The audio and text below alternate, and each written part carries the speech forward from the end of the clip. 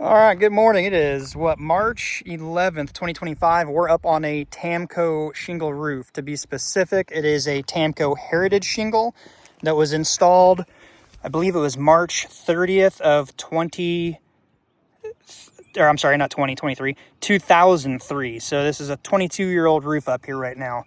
And I want to just kind of walk over and point out some things as far as the shingle themselves. Now, if you're any fan of the channel and you followed me for a while, you know that I absolutely hated, I should say, the TAMKO shingles. So, my issue with TAMKO back in the days, they would never stick down. People would be like, well, it's easy to repair. It's easy to repair because it doesn't stick down and it blows out. If this home were in the country, you can see me right now, it's like packed up between woods back here. If this were out in the country, this would blow apart. I guarantee you it'd have issues. You'd be fighting it. So we're gonna look at the seal, aggressiveness of the seal, which is not going to be good. It's the Heritage back then, which they have addressed. That's why I want to put the emphasis on this. I have hated TAMKO. I've publicly said, do not use TAMKO, it's junk. TAMKO Heritage back then. They've totally changed the sealant strip. They do activate, they do seal down. I've done some videos just recently in the past few weeks showing roofs we've done with TAMKO. The TAMKO Titan. They've used that same seal strip technology in the old Heritage, although I would not do Heritage. I'd recommend bumping up to the Titan because it holds onto the roof, not just the seal strip, but the nail strip.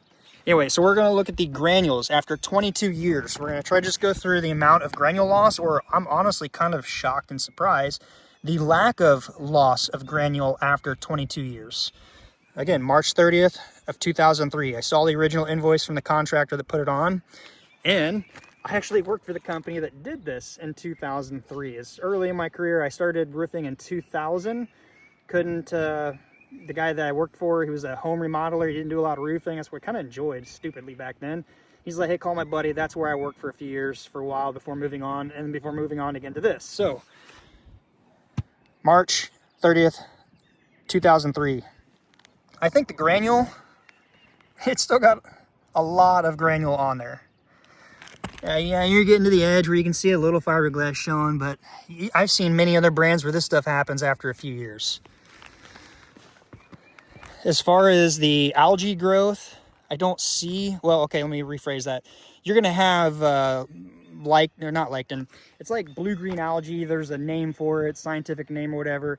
Basically, when your shingle loses color, it doesn't lose color. It's the growth of the blue-green algae on top of the granule.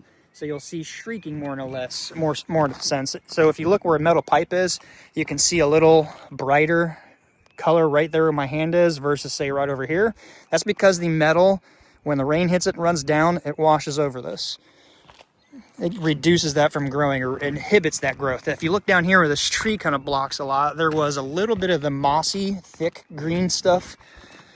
I can't zoom in on the iPhone, but if you look right where my shadow of my fingers are, right there, down there, you'll see on the edge of the shingle where that moss is growing. You can see some right down here. Some of that's actually that lichen, whatever they call it. It's that flat, flaky, symmetric growth right there, and that can actually affect the granule adhesion in those areas.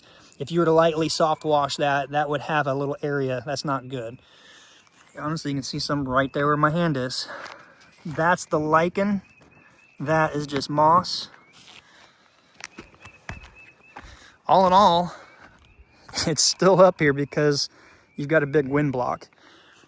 Randomly, we're just going to lift up a few shingles. Actually, those are stuck. See, like this right here? You can kind of just get under it and pick up a little bit. This, in my opinion, you should not be able to do with your fingers. So I want to see something here real quick. That looks like the top seal out of the Frederick plant back then. So years ago, TAMKO had some that would be a top seal, where the adhesion, the sealer, was right here on the top of the shingle when you bought it. Then you get some that were on the bottom right here. So bottom seal, you would see it right out of the package right here. Top seal right there. I believe they're all the same now because we got some out of the Frederick plant in this same neighborhood we just did a couple weeks ago where it's all bottom seal, including the Joplin plant. I checked up here when I was up here measuring. Yeah, this side it's coming loose. You can just get up under it. Ooh, I have an idea who roofed this section. That nail should not be there. Now, to be clear, the year I started with this company, they had me on the ground, then they had me as a laborer, kind of moved their way up. I wasn't necessarily roofing the year that I worked for this company when this was installed. So I know a guy or two back then that were just really careless in their nail placement, and that's when you get into the seeing nails there like that, which is not usually good. But I guess the point of the video, quality control. This was the norm back then, where this shim, the laminate shim, was down too low or too high, and you'd see a jagged sawtooth here. And when I worked for this company, they would roof with air nailers and gauge. So if the gauge would catch, they'd drop down, throw the next shingle on. A lot of the guys nowadays, they'll mark lines down from the ridge. Every fourth row hits a line. Looks good. All in all, this is, I'm really surprised in how well this is held up. I don't see anything in that area where there's, I mean, yeah, there's a couple areas of granules, but not bad at all for 22 years.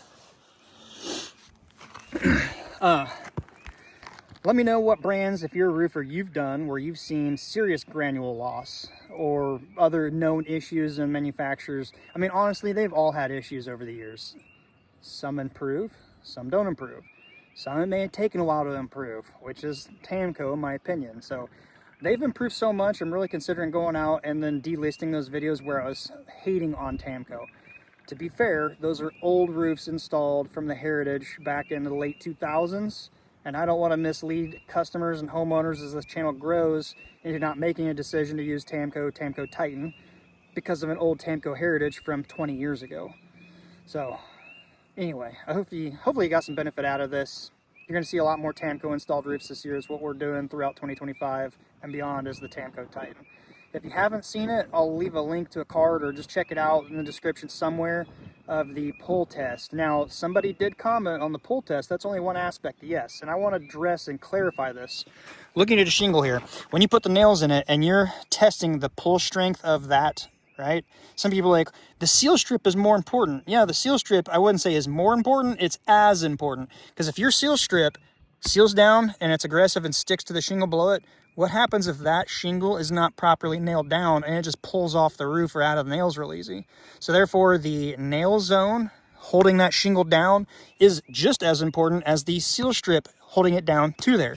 Because if you look at a shingle, any shingle, where that seal strip is going to be in the area of that nail zone. So this gets pinned down with a nail right here, whether it's top seal, bottom seal, doesn't matter. It seals down into the vicinity of that shingle being pinned down.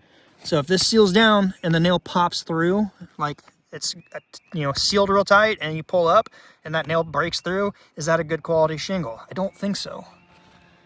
Honestly, these are sealed down. Very, very, very few roofs of TAMKO back then were sealed to this extent. This makes me feel a lot better. See, that was the norm like that. Loose shingles on a roof or popping free pretty easy. We're gonna wrap this one up. I don't normally get a chance to go back to see a TAMKO roof that was installed in the era when they had known issues. To see it still held up this good, the granules still adhered to the shingle itself. I'm kind of surprised. Anyway, until next time, be safe. We'll see you then.